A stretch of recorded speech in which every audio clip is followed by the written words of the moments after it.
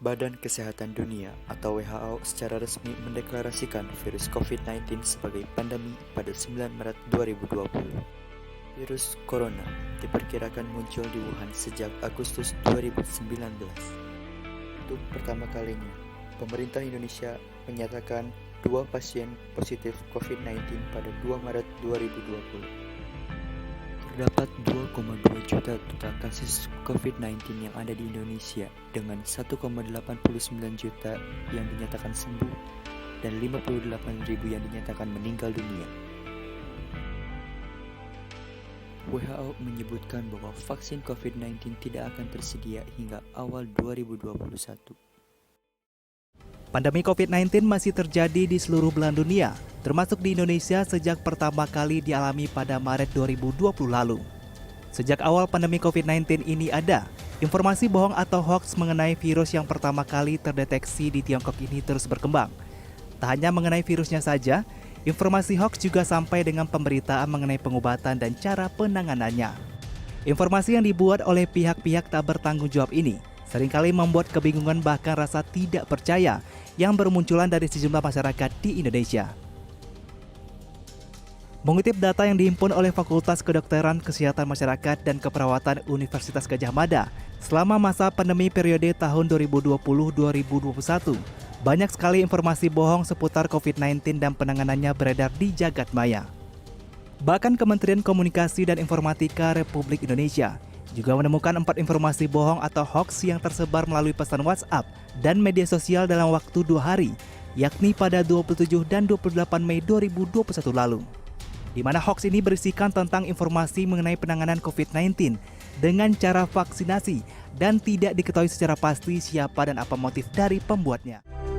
Vaksin COVID-19 jadi jurus untuk mengerem penyebaran corona. Namun banyak informasi yang beredar simpang siur dari sumber-sumber yang tak bertanggung jawab. Beragam mitos dan hoax pun berseliweran terkait dampak negatif vaksin COVID-19. Tapi pemerintah memastikan tahapan uji klinis untuk keamanan pada manusia. Jadi pada prinsipnya pengawalan pengadaan vaksin ini selama ini dilakukan oleh Badan POM. Dan kita betul-betul memastikan bahwa Badan POM melakukan evaluasi ini terhadap protokol uji klinik yang dilakukan dan selalu melakukan inspeksi terhadap pelaksanaan uji klinik tersebut. Tapi masyarakat juga harus ikut berperan sambil menunggu vaksin diproduksi dengan tidak ikut menyebarkan hoax. Pemerintah meminta masyarakat untuk cerdas dan selektif dalam menerima informasi. Ya, saya kira diharapkan masyarakat tuh yang memberi dukungan atas semua tahapan, mulai penyiapan hingga pelaksanaan vaksinasinya, juga mengikuti informasi-informasi, tapi melalui sumber-sumber yang yang resmi. Sambil menunggu periode vaksinasi, masyarakat diharapkan tetap menerapkan disiplin dan patuh terhadap protokol kesehatan. Tim Liputan CNBC Indonesia.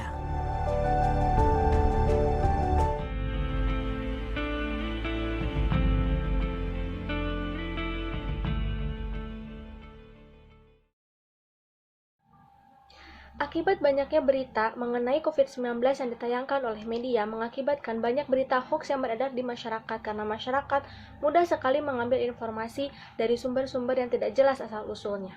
Hal ini menyebabkan masyarakat kurang percaya atas kinerja pemerintah mengenai penanganan COVID-19. Hal ini selaras dengan salah satu teori komunikasi yaitu teori agenda setting. Untuk membuktikan hal tersebut, mari kita simak pendapat masyarakat mengenai COVID-19. Apakah Anda tahu bahwa vaksin COVID-19 sudah ada di Indonesia? Lalu bagaimana Anda mengetahui hal tersebut? Ya, saya alhamdulillah cukup tahu karena lumayan juga tersebar informasinya kan semenjak awal-awal itu bulan berapa ya, pokoknya pasti udah ada masuk pokoknya semenjak penyuntikan pertama lah Pak Jokowi terus Raffi Ahmad. Nah itu saya udah tahu kalau itu vaksin udah mulai masuk ke Indonesia gitu. Dan ya cara ngetahuinnya dari sosial media sih, sosial media, internet gitu. Apa pendapat Anda mengenai vaksin COVID-19 ini? Terus menurut Anda, apa vaksin COVID-19 ini berguna bagi masyarakat dan negara? Menurut saya, ya vaksin ini bagus. Dalam artian gini, ya kita berupaya untuk agar tidak terjadi penularan gitu, agar kita tidak tertular COVID gitu. Ikhtiarnya ya dengan salah satunya dengan cara vaksin. Memang kita nggak dijamin 100% akan terhindar dari COVID, tapi setidaknya kita udah berusaha lah untuk istilahnya lebih menjaga gitu kan, menjaga dan ya agar imunitas tubuh kita lebih kebal dari virus COVID-19. Gitu kira-kira. Ada banyak sumber berita yang memberikan informasi berbeda-beda, baik itu media online, sosial media, maupun informasi yang beredar melalui jejaring sosial tanpa mencantumkan sumbernya. Lantas, bagaimana Anda menanggapi munculnya vaksin COVID-19 ini? Menurut saya, ya berita-berita hoax itu emang sangat rentan banget gitu dikonsumsi masyarakat, terutama masyarakat yang minim dengan pengetahuan gitu, yang mereka juga mainnya kurang jauh lah bahasanya gitu kan, kayak ya mereka gampang percaya sama berita-berita hoax segala macam. Sebenarnya ya inilah yang saya bilang tadi kan, kayak kita ini salah satu ikhtiar kita, bentuk upaya kita untuk mencegah terjadinya COVID gitu, lebih parah lagi gitu kan. Jadi untuk mencegah hal itu ya kita divaksin. Ya saya berharap dengan adanya vaksin ini Indonesia bisa lekas pulih lah, bisa sembuh dari pandemi ini yang saya rasa udah cukup lah, capek kita 2 tahun. Ya gitulah. Dan kita harus lebih hati-hati, lebih selektif ketika memilih berita, membaca berita ataupun men-share berita, karena jangan sampai keluarga kita bahkan teman terdekat kita itu kena dampak COVID, kena kemakan hoax maksudnya, kena kemakan hoax gitu kan. Jangan sampai lah, kalau bisa kita lebih selektif dalam pemilihan berita dan ya gitu, hati-hati karena sekarang juga udah banyak undang-undang yang mengatur tentang kebijakan kita berinternet segala macam. Jadi lebih bijak lagi dalam milih berita dan menyebarkan berita. Kalau bisa itu terbukti validasinya baru kita share gitu. Apakah Anda tahu bahwa vaksin COVID-19 sudah ada di Indonesia? Lalu, bagaimana Anda mengetahui tentang kedatangan vaksin ini di Indonesia? Baik Mbak, kalau ditanya tahu Mbak, soalnya kan sekarang era digital nih Mbak. Nah, otomatis semua orang dapat mengakses atau dapat mengetahui tuh tentang berita-berita. Nah, terutama berita vaksin ini nih. Bisa di TV, kemudian di radio, kemudian di media sosial kita. Gitu Mbak. Apa pendapat Anda mengenai vaksin COVID-19? Menurut Anda, apakah vaksin COVID-19 ini berguna bagi masyarakat dan negara? Vaksin itu kan berupa untuk meningkatkan imunitas tubuh kita kan. Nah, biar tidak terjangkit dari virus corona atau mengurangi resiko terjangkitnya virus corona tersebut.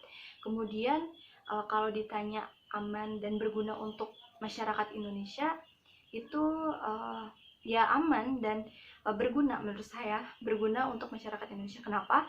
Karena dari fungsi atau dari tujuan dari vaksin tersebut kan untuk meningkatkan kekebalan imun kita, kemudian agar tidak terjangkitnya virus tersebut atau bahkan mengurangi resiko terjangkitnya virus tersebut. Ada banyak sumber berita yang memberikan informasi berbeda-beda, baik itu media online, sosial media, maupun informasi yang beredar melalui jejaring sosial tanpa mencantumkan sumbernya.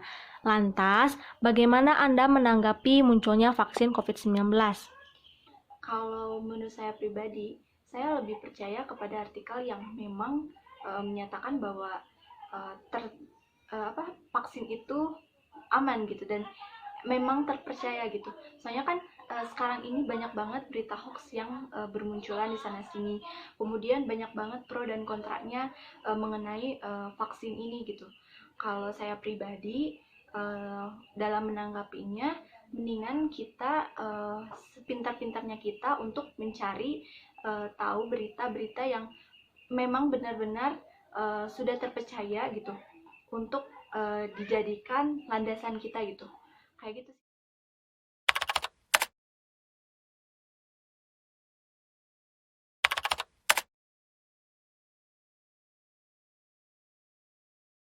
Maraknya informasi hoax di media sosial menyebabkan kebingungan di masyarakat. Masyarakat tidak dapat menentukan mana informasi yang benar dan mana informasi yang salah. Jika kita harus mengaitkan dengan salah satu teori yang ada di psikologi komunikasi massa, maka hal ini selaras dengan teori agenda setting.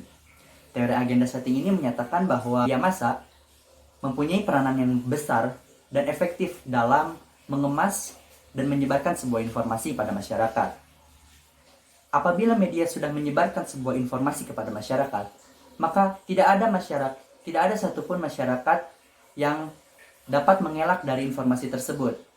Maka dari itu masyarakat dihimbau oleh pemerintah agar berhati-hati dalam memperoleh dan menyebarkan informasi. Apabila informasi yang kita dapat terbukti validitasnya, maka ada baiknya kita untuk menyebarkan informasi tersebut, sebab informasi yang kita dapat terbukti. Namun, apabila informasi yang kita dapat belum terbukti validitasnya, sebaiknya kita hiraukan.